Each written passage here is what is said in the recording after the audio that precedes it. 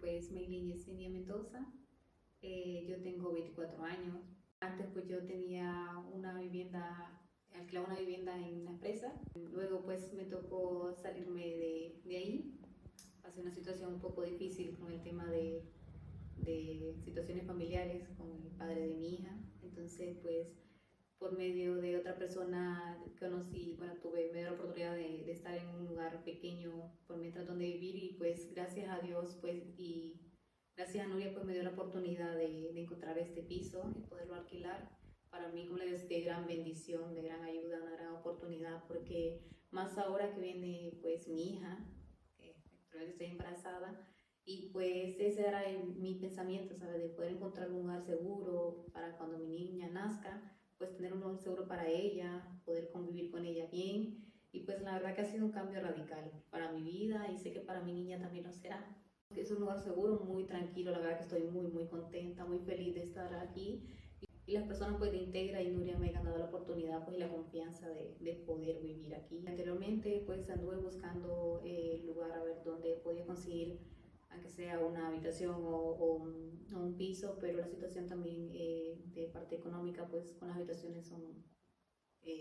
bastante, a veces hay lugares que son un poco caros y pues en mi situación que actualmente pues estoy sola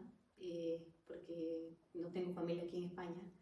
Y pues claro, tener esta oportunidad pues para mí, como les digo, es de gran ayuda y pues gracias a Dios se dio la oportunidad de poder encontrar un lugar seguro y pues actualmente como les digo me siento muy bendecida y muy tranquila, la verdad en paz, estoy contenta del lugar, me siento satisfecha y pues